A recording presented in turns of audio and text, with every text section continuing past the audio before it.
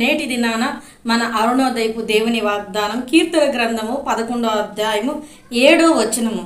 యథార్థవంతులు ఆయన ముఖదర్శనము చేసెదరు. హల్లెలూయా. యథార్థ హృదయం కలిగి యథార్థతగా దేవుని యందు ఉన్న వాళ్ళకట దేవుని యొక్క ముఖదర్శనాన్ని చేస్తారట. యథార్థత అంటే మన విశ్వాసంలో, మన భక్తి జీవితంలో మనం అందరిలో ఏ విధంగా ఉంటున్నామో ఒంటరిగా ఉన్నప్పుడు కూడా అదే రీతిగా ఉండాలి. యోబు గురించి దేవుడు సాక్ష్యం చెప్తారు.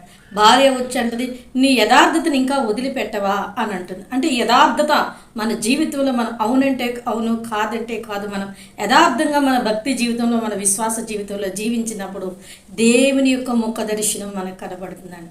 కనుక ఈ అరుణోదయాన్ని లేచిన వెంటనే ప్రార్థన చేసుకొని, దేవా నేను యథార్థంగా జీవించాలనుకుంటున్నాను, నాకు సహాయం చేయని దేవుని సహాయం కోరి నీ జీవితాన్ని ప్రారంభించు. దేవుడు నిన్ను త్వరలోనే దర్శించి నేను